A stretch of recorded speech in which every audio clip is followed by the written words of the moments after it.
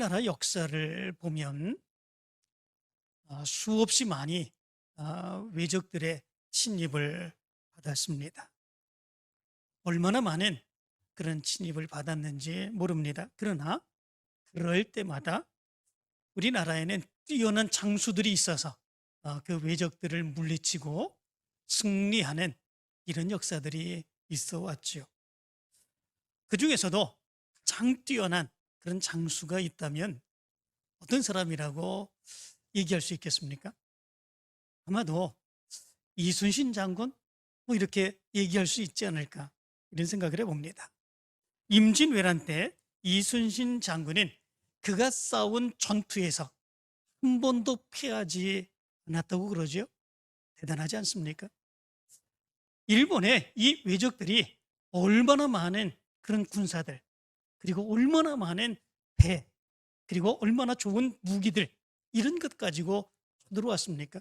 그러나 그런 모습에서도 이순신 장군은 조금도 굴하지 아니하고 그의 결의를 다지며 그 전투에서 싸우는 것마다 승리하는 이런 모습들이 있었죠. 이순신 장군이 이야기한 그 말 가운데 아주 유명한 말이 있지 않습니까? 신에게는 아직도 12척의 배가 있사오니 신이 살아있는 한 적들이 감히 우리를 업심여기지 못할 것입니다. 이 엄청난 결의, 이것으로 인하여 그가 전쟁에 나가서 싸우는 전투마다 한 번도 지지 아니하고 피하지 아니하고 승리하는 이런 엄청난 역사를 거두었죠. 영국에 팔라드라고 하는 제독이 있습니다. 이 제독은 이렇게 얘기를 했습니다. 영국인으로서 닐슨과 견줄 만한 사람이 있다는 것을 인정하기는 힘들다. 그러나 그렇게 인정할 만한 인물이 있다면 그는 바로 단 한 번도 패한 적이 없는 위대한 동양의 해군 사령관 이순신 제독뿐이다. 이렇게 이야기를 했습니다. 정말 대단한 그런 장군이죠. 그런데 오늘 성경 말씀 가운데 보면 이 이순신 장군, 그리고 영국의 닐슨 장군, 이런 사람들에게 비교해도 결코 뒤지지 않는 아주 위대한 그런 사람이 기록되어 있죠. 그 사람이 누구입니까? 여호수아입니다. 이 여호수아는 이스라엘 백성들을 이끌고 가나안 땅으로 들어가게 됩니다. 그리고 그가 가나안 땅에서 전투하는 그 전투마다 피하지 않게 되는 이런 엄청난 역사가 일어나게 되죠. 요단강을 건너 여리고성에서 승리를 하게 됩니다. 그러나 아간의 범죄로 인하여 잠깐 아이성에서 실패를 맛보긴 했지만, 그러나 하나님이 역사해 주심으로 인하여 아이성도 정복을 하게 되죠. 그리고 그 이후로 전쟁하는 것마다 승리하는, 한 번도 피하지 아니하고 승리하게 되는 이 엄청난 역사가 일어나게 됩니다. 정말로 대단한 그런 역사입니다. 전쟁이라고 하는 것이 사실은 자기가 생각한다고 해서, 자기가 작전을 짜고 계획을 한다고 해서 그것이 그대로 되어지는 것이 아니지요. 화살이 정말 비처럼 쏟아지는 그런 상황 가운데서 거기서 살아남는다고 하는 거, 정말 그거 엄청난 거 아니겠습니까? 뿐만 아니라 사람과 사람이 싸우는 수없이 많은 그런 사람들, 서로 칼로 찌르고 창으로 찌르는 그런 상황 가운데서 앞에서 찌르고 뒤에서 찌르고 그 옆에서 찌르는 이런 상황 가운데서 거기에서 살아남는다고 하는 거, 그것도 쉬운 일이 아닙니다. 그리고 그런 전투에서 한 번도 피하지 아니하고 승리할 수 있다고 하는 것, 이거는 상상할 수도 없는 이런 모습들이 있지요. 그런데 이런 모습 가운데서 우리는 신앙적인 물음을 한 가지 해봅니다. 그렇다면 우리가 살아가는 삶 가운데서도 이런 수없이 많은 전투와 같은 문제를 해결하며 살아가는데, 그런 삶 가운데서 우리는 한 번도 피하지 않냐고 살아갈 수 있을까? 우리가 살아가는 삶 가운데서는 내가 해결하기 힘든 그런 이루 헤아릴 수 없는 큰 문제들이 우리의 삶 가운데 있습니다. 심지어는 내가 이렇게 살아도 되는가? 이런 마음을 가질 때도 있습니다. 도저히 견딜 수 없는 그런 모습 가운데 울부짖는 그런 문제들이 우리의 삶 가운데 있지요.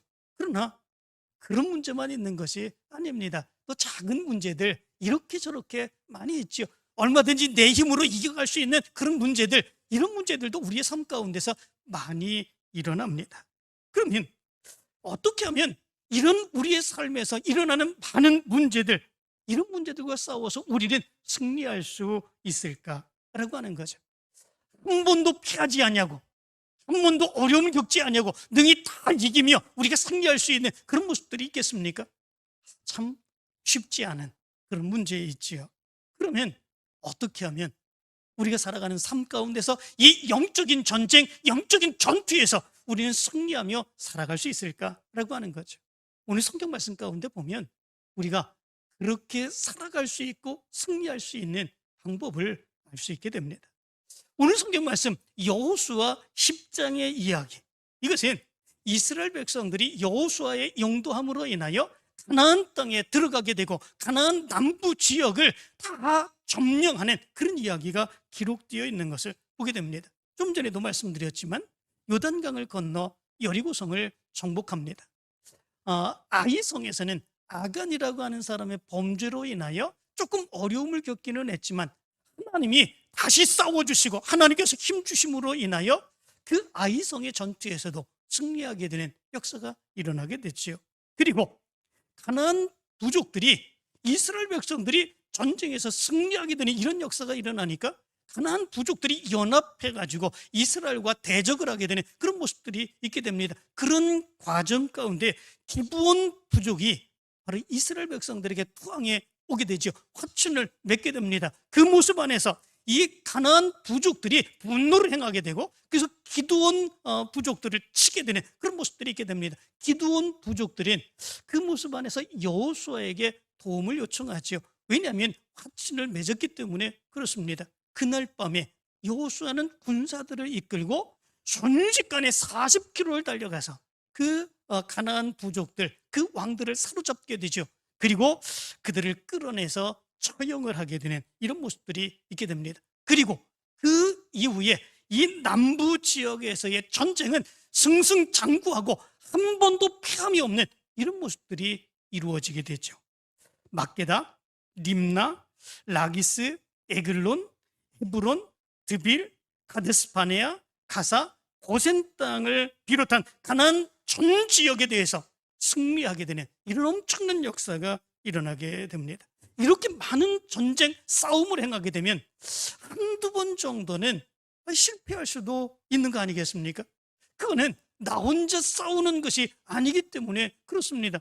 한두 번 질 수도 있는 건데, 그런데도 불구하고 이 여호수아는 한 번도 그 전쟁에서, 그 싸움에서 지지 아니하고 승리하는 이런 역사가 일어나게 됩니다. 그것도 여호수아가 그렇게 이끌어가는 그 이스라엘 백성들이 그렇게 힘 있는 사람들이 아니었지 않습니까? 노예였던 그런 사람들이었습니다. 광야에서 40년을 살았던 그런 사람들이었습니다. 훈련받지 못했던 그런 사람들이었습니다. 그런데 그 사람들을 이끌고 가나안 땅의 성과, 그리고 가나안 땅의 좋은 무기들, 이런 사람들이 있는 가나안 땅을 정복해 나간다고 하는 거 쉽지 않습니다. 그것도 한 번도 그 전투에서 지지 아니하고 승리한다고 하는 거, 이거 있을 수 없는 그런 모습들이죠. 그런데도 불구하고 여호수아는 계속적으로 승리해가는 그 역사가 있습니다. 어떻게 해서 그렇게 할 수 있었을까라고 하는 거죠. 여호수아가 정말 지혜 있는 사람이었기 때문에 그렇겠습니까? 여호수아가 능력 있는 사람이었기 때문에 그렇습니까? 그럼에도 불구하고 이스라엘 백성들의 숫자가 많기 때문에 그런 것이겠습니까? 그런데 사실은 그렇지 않습니다. 오늘 성경 말씀 가운데 보면 그 비결을 이렇게 말씀해 주고 있습니다. 42절의 말씀을 보면 이렇게 말하죠. 이스라엘의 하나님 여호와께서 이스라엘을 위하여 싸우셨으므로 여호수아가 이 모든 왕들과 그들의 땅을 단번에 빼앗으니라. 이렇게 말씀해 주고 있습니다. 이스라엘의 하나님 여호와께서 이스라엘을 위하여 싸우셨으므로 이 모든 땅들을 단번에 빼앗았다. 한 번도 지지 아니하고 빼앗은 그런 역사가 일어났다. 이렇게 말씀해 주고 있습니다. 하나님이 개입하셨습니다. 하나님이 역사해 주셨습니다. 하나님이 싸워 주셨습니다. 그러므로 인하여 이 여호수아와 이스라엘 백성들이 승리할 수 있었다라고 하는 거죠. 근데 문제가 있습니다. 그 문제는 뭐냐면 하나님이 싸워 주시면, 하나님이 함께 하시면 이렇게 승리할 수 있습니다. 그런데 문제는 하나님이 어떻게 해야 우리와 함께 하실 수 있는가? 이 문제가 중요한 거죠. 하나님의 능력이면, 하나님의 힘이면, 하나님이 싸우시면 우리의 삶의 문제 모든 것들도 우리가 능히 승리하며, 아무리 큰 문제라고 할지라도, 아무리 작은 문제라고 할지라도 우리는 능히 승리하며 싸워 이길 수 있는 그런 모습들이 있습니다. 중요한 것은 하나님이 우리와 함께 하시는 거죠. 어떻게 하면 하나님이 우리와 함께 하셔서 우리가 우리의 삶의 모든 문제 가운데 승리할 수 있을까라고 하는 거죠. 오늘 말씀 가운데서 우린 그 비결을 발견할 수 있게 됩니다. 그 비결의 첫 번째 모습은 무엇이겠습니까? 그것은 하나님의 명령에 순종하며 따라 사는 일입니다. 하나님의 명령대로 행하는 일이지요. 오늘 성경 40절 우리가 읽지는 않았지만 이렇게 말합니다. 이와 같이 여호수아가 그 온 땅 곧 산지와 네겝과 평지와 경사지와 그 모든 왕을 쳐서 하나도 남기지 아니하고 호흡이 있는 모든 자는 다 진멸하여 바쳤으니 이스라엘 하나님 여호와께서 명령하신 것과 같았더라. 이렇게 말씀해 주었습니다. 여호수아는 이 전투에 나가서 싸울 때에 하나님이 명령하신 것처럼 그것에 순종해서 그대로 행하는 그런 모습들이 있었다라고 하는 거죠. 그래서 하나님이 싸워주시고 그 전쟁에서 승리할 수 있었다고 말씀해 주고 있습니다. 그렇다면 하나님이 명령하신 것, 그 명령은 무엇이겠습니까? 어떤 명령이겠습니까? 그것은 이 가나안의 모든 족속들을 다 진멸하라 라고 하는 것, 그것이 하나님의 명령이었습니다. 진멸하라고 하는 것이 무엇입니까? 그것은 어린아이부터 노약자들까지 여자들에게 이르기까지 모두 다 완전히 죽여서 없애라 라고 하는 명령입니다. 심지어 짐승들까지, 거기에 있는 모든 것들, 이 가나안 땅의 모든 것들을 완전히 없애고 그들을 죽이는 그런 모습들, 이것이 진멸하라고 하는 것인데 하나님께서는 여호수아에게 그런 명령을 내렸습니다. 정말 잔인하지 않습니까? 그리고 이해할 수 없는 그런 모습들이 있지 않습니까? 아니, 어린 아이들이 문제가 있다고, 노약자들이 나가서 싸울 수 있습니까? 여자들이 나가서 싸울 수 있습니까? 그런 게 행할 수 없는 것, 그런 거 아니겠습니까? 아무리 전쟁이라고 할지라도 그것들 모두가 다 진멸하여서 완전히 없애버린다고 하는 것, 이건 너무나도 잔인하고 너무나도 야비하고 사랑이 없는 그런 메마른 그런 마음 같습니다. 그런데 이런 모습 가운데에 우리의 주장, 우리의 생각대로 하나님 그거 너무하지 않습니까? 왜 이렇게 해야 됩니까? 이렇게 얘기할 수 있다면 아마도 여호수아가 그렇게 행하여 하나님이 명령하신 그 명령대로 행하지 않았다면 아마도 하나님이 싸워주지 아니하셨을 것입니다. 하나님은 그러면 왜 가나안 땅의 그 모든 족속들을 완전하게 진멸하라고 그렇게 말씀을 하셨을까라고 하는 거지. 거기에 이유가 있습니다. 하나님의 이유, 그것은 무엇입니까? 그것이 가나안 땅의 족속들에 대한 하나님의 심판의 역사가 거기에 담겨져 있는 것입니다. 가나안 땅의 모든 족속들은 우상을 숭배하며 하나님의 뜻대로 살아가지 않음으로 인하여 하나님이 심판하시기로 작정하시고 이스라엘 사람들을 들어쓰셔서 이스라엘 사람들로 하여금 가나안 땅에 들어가게 하시고 그 모든 가나안 땅의 사람들을 진멸하시며 그들을 통해서 하나님께서 가나안 땅에서 하나님의 역사를 이루어가기를 원하신 거죠. 그들의 죄로 인하여 심판을 하시는 거죠. 그 도구가 무엇입니까? 하나님의 도구, 그것은 이스라엘 백성들입니다. 이스라엘 백성들을 들어쓰셔서 하나님이 죄로 가득 찬 가나안 사람들, 그 모든 사람들을 진멸하시는 그런 모습들이 있는 것이지요. 그 모습에 대해서 너무 잔인하다 이렇게 얘기할 수 있겠습니까? 많은 죄를 지었습니다.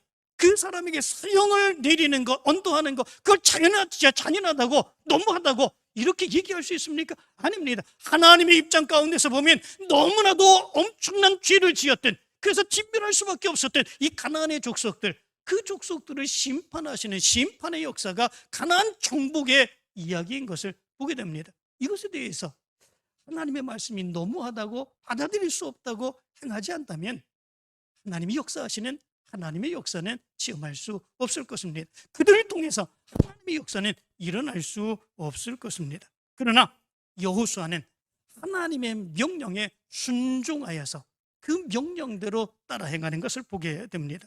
10장 28절, 30절, 32절, 35절, 37절, 39절 공통적으로 기록된 그 말씀들이 있습니다. 그것은 뭐냐면 모든 사람을 진멸하여 바치고 한 사람도 남기지 아니하였으니 무엇에게 행한 것과 같았더라.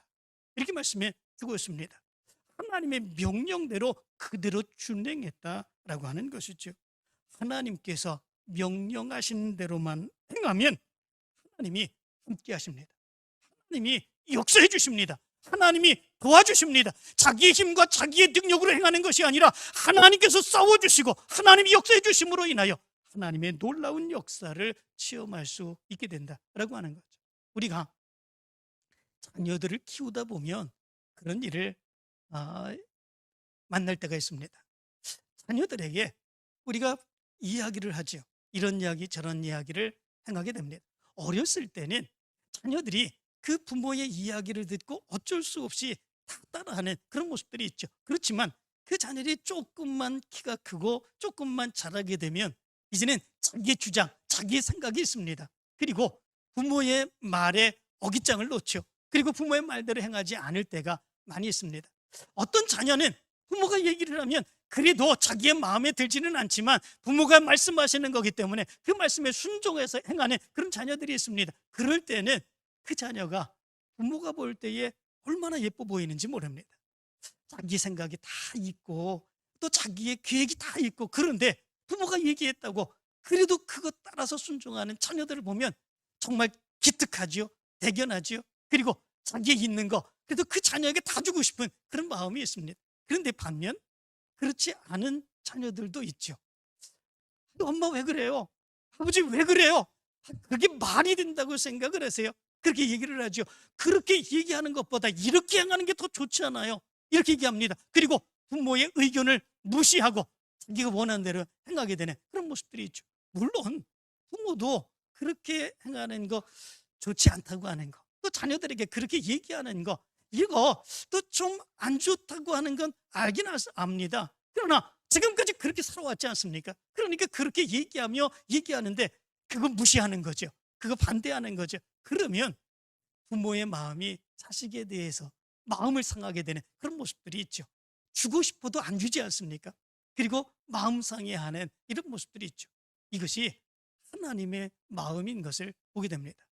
하나님은 계획이 있으십니다. 하나님은 뜻이 있으십니다. 그러므로 인하여 하나님의 명령을 내리십니다. 그 명령에 대해서 내 생각과 내 삶과 내 상황과 내 주장과 그것과 다르다고 자기 마음대로 행하게 되는 그런 모습들이 있으면 하나님의 뜻은 이루실 수 없는 것이죠. 하나님이 함께할 수 없는 것이죠. 하나님이 능력의 역사를 베풀 수 없는 것이죠. 하나님이 함께하실 수 있는 것은 하나님의 말씀대로 순종하며 행할 때에 하나님이 기뻐하시며 하나님의 역사를 이룰 수 있게 되는 거다라고 하는 거죠. 우리의 삶에서 하나님의 역사를 체험할 수 있으려면 하나님의 말씀대로 살아야 됩니다. 내 생각과 다르고 내가 배운 것과 다르고 내가 체험한 것과 다르다고 할지라도 하나님의 말씀대로 순종하며 그 말씀대로 따라 살 수 있는 그 모습이 있어야 됩니다. 그것이 하나님이 함께 하실 수 있는 비결이고 하나님이 우리의 삶에서 싸우실 수 있는 그런 비결이다라고 하는 것이지요. 여러분들에게 이 믿음의 삶이 있기를 간절히 축원합니다. 하나님의 명령이 우선입니다. 그것이 우선이고 원칙입니다. 그럴 때에 하나님이 함께 하시고 싸워 주십니다. 이 역사를 체험할 수 있는 여러분들 되시기를 간절히 축원합니다. 두 번째 모습이 있습니다. 우리가 우리의 삶에서 많은 문제 가운데서 계속적으로 승리할 수 있는 그런 비결이 있다면 그것이 무엇이겠습니까? 그것은 하나님이 함께 하시면 어떤 삶과 어떤 상황 가운데서도 우리가 승리할 수 있다고 하는 믿음을 가지고 행하는 일입니다. 그 믿음을 가지고 행할 때에 하나님이 역사해 주시는 그 놀라운 역사가 있게 되죠. 하나님을 믿지도 아니하는데 하나님이 알아서 해준다고 이렇게 생각하면 안 됩니다. 하나님의 능력의 역사는 하나님의 능력의 역사를 믿고 믿음으로 살아가는 사람들에게 있어지는 하나님의 놀라운 역사이기 때문에 그렇습니다. 여호수아는 그런 믿음이 있었습니다. 가나안 땅을 정탐할 때에도 이 여호수아는 어떤 믿음을 가졌습니까? 다른 많은 정탐꾼들은 다 그렇게 얘기를 합니다. 우리는 저들의 밥이다, 그렇게 이야기합니다. 우리는 죽었다. 저들에게 우리는 죽었다. 어떻게 하면 우리가 할 수 있느냐? 얘기하며 부정적인 보고를 하겠지요. 그렇지만 여호수아는 그렇지 아니했습니다. 하나님이 우리와 함께 하시면 그들이 오히려 우리의 밥이다, 이렇게 보고를 하는 그런 모습들이 있었습니다. 하나님이 함께 하시면 하나님이 능력을 베풀어 주실 것이다, 그 믿음을 가졌습니다. 그 믿음 안에 하나님께서는 여호수아와 함께 하시는 그런 역사가 일어나게 되었죠. 오늘 우리가 읽지는 않았지만 여호수아의 10장의 말씀 가운데도 보면 바로 그런 믿음을 가지고 전투에서 전투하는 이 여호수아가 한 번도 지지 아니하고 계속적으로 승리했었던 그 이유가 여기에 있는 것을 보게 됩니다. 하나님이 함께 하십니다. 아무리 내가 힘들고 어려운 상황 가운데에서도 하나님이 싸워주십니다. 그 믿음을 가지고 우리가 믿음으로 행하게 되면 하나님은 더 크게 역사해 주신다라고 하는 거죠. 많은 사람들은 이 세상을 살아가면서 돈이 있으면 성공할 수 있다, 승리할 수 있다, 그렇게 생각합니다. 또 어떤 사람들은 백이 있으면, 든든히 나를 뒤에서 지켜주는 사람이 있으면 우리가 얼마든지 성공하고 승리할 수 있다, 그렇게 생각합니다. 또 어떤 사람은 뒤에서 또한 누가 나를 도와주는 사람만 조금만 있다면, 몇 명만 나를 도와준다면 내가 얼마든지 이 세상에서 승리할 수 있다, 그렇게 생각을 합니다. 그러나 세상의 삶의 모습은 그렇게 녹록지 않습니다. 돈 있다고 해서 성공하는 게 아니죠. 백 있다고 해서 성공하는 게 아니죠. 나를 도와준다고 해서 그 사람 때문에 내가 성공하고 승리하는 게 아니지요. 나를 돕던 그 사람이 언젠간 나를 배반하고 오히려 나를 더 어렵게 만드는 그런 모습들이 있는 것, 그것이 우리가 살아가는 그런 세상의 삶의 모습인 것을 보게 됩니다. 바로 그렇습니다. 세상의 것들로는 승리할 수 없습니다. 그러나 하나님이 나를 붙들어 주십니다. 인도해 주십니다. 언제 어떤 상황 가운데서도 하나님이 함께 하시면 내가 든든히 이길 수 있습니다. 그 믿음을 가지고 살아가게 되면 하나님이 역사해 주시고 하나님이 사람 붙여주시고 하나님이 문제를 해결해 주셔서 우리는 능히 승리할 수 있게 된다라고 하는 것입니다. 복음성가 중에 왜 나만 겪는 고난이냐라고 하는 그런 찬양이 있습니다. 그 찬양 아시죠? 그 찬양의 가사의 내용을 보면 이렇습니다. 왜 나만 겪는 고난이냐고 불평하지 마세요. 고난의 뒤편에 있는 주님이 주실 축복 미리 보면서 감사하세요. 너무 견디기 힘든 지금 이 순간에도 주님이 일하고 계시잖아요. 남들은 지쳐 앉아 있을지라도 당신만은 일어서세요. 힘을 내세요. 힘을 내세요. 주님이 손잡고 계시잖아요. 주님이 나와 함께함을 믿는다면 어떤 역경도 이길 수 있잖아요. 또 이렇게 말합니다. 왜 이런 슬픔이 찾아왔는지 원망하지 마세요. 당신이 잃은 것보다 주님께 받은 은혜 더욱 많음에 감사하세요. 너무 견디기 힘든 지금 이 순간에도 주님이 일하고 계시잖아요. 남들은 지쳐 앉아 있을지라도 당신만은 일어서세요. 힘을 내세요. 힘을 내세요. 주님이 손잡고 계시잖아요. 주님이 나와 함께함을 믿는다면 어떤 고난도 견딜 수 있잖아요. 이 찬양처럼 그렇지 않습니까? 우리가 아무리 힘들고 어려운 모습들이, 문제가 산적한 모습이 있다고 할지라도 하나님이 나와 함께 계신다면, 예수님이 나와 함께 계신다면 능히 내가 승리할 수 있다, 이 믿음을 가지고 우리가 살아간다면 하나님이 함께 하십니다. 하나님이 싸워주십니다. 하나님이 해결해 주십니다. 하나님이 놀라운 능력의 역사를 부어주십니다. 그 믿음으로 승리할 수 있는 여러분들이 되시기를 간절히 축원합니다. 세 번째 모습이 있습니다. 그 세 번째 모습은 우리가 이 여호수아가 계속적으로 승리할 수 있었던 그런 비결은 그가 수많은 전투를 했지만 그 전투 가운데 머물러 있고 앞으로 계속해서 진격해 나가기만 하는 것이 아니라 다시 길갈이라고 하는 곳으로 다시 돌아와 영적인 무장을 다시 향하게 되는 이 모습이 있었기 때문에 그렇습니다.